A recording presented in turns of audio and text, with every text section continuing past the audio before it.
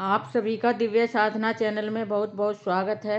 आज मैं आपको बताऊंगी फागुन महीने में आने वाली महाशिवरात्रि का व्रत कब है और इसकी व्रत कथा क्या है। वीडियो शुरू करने से पहले आप सभी से मेरी प्रार्थना है कि आप मेरे चैनल को लाइक करें, शेयर करें, सब्सक्राइब करें और बेल आइकन भी प्रेस अवश्य करें, जिससे कि आपको सारे नोटिफिकेशन मिलते रहें। अब मैं आपको बताऊंगी कि पार्वती के द्वारा प्रसन्न किए जाने पर शंकर जी ने इस व्रत की मुक्तिदायिनी महत्ता बतलाई तथा इसी से संबंधित एक कथा भी उन्हें सुनाई। प्राचीन समय में एक बहुत ही नृशंस बहेलिया था जो नित्य प्रतिदिन अनगणित अपराध करता था, जीवों को मारकर अपने परिवार का पालन पोषण करता था। वह बहेलिया एक बार सेठ का रुपया देने में असमर्थ होने के कारण शिव मठ में बंदी बना लिया। यह दिन फागुन त्रयोदशी का था, इसलिए मंदिर में अनेक धार्मिक कथाएं हो रही थीं। उस व्याध ने उन कथाओं के सुनते हुए शिवरात्रि व्रत की भी कथा सुनी। सेठ ने उसे एक दिन की मोहलत देकर छोड़ दिया।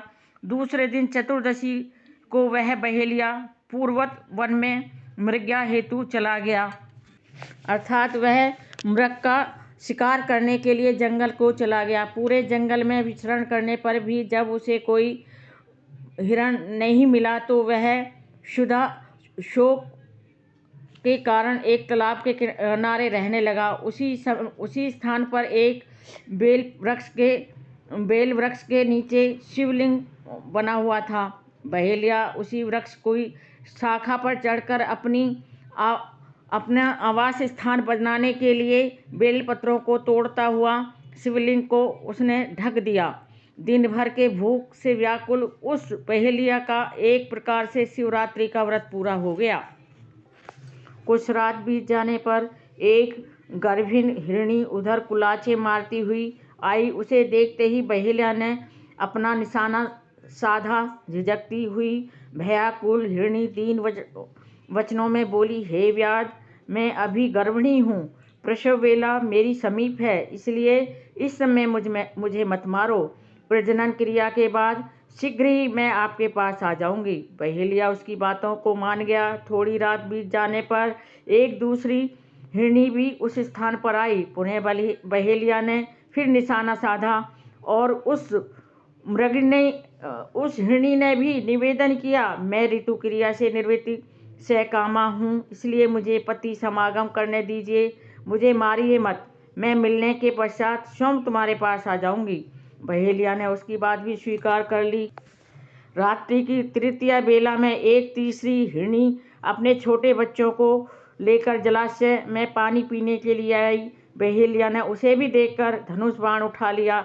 तब वह हिरणी भी बड़ी कातर स्वर में बोली, हे व्याध, मैं इन बच्चों को हिरण के संरक्षण में छोड़ आऊं तो तुम मुझे मार डालना। बहेलिया ने दीन वचन सुनकर उसे भी छोड़ दिया। प्रातःकाल के समय एक बलवान हिरण उसी सरोवर पर आया। बहेलिया ने फिर अपने स्वभाव अनुसार बाण साधा।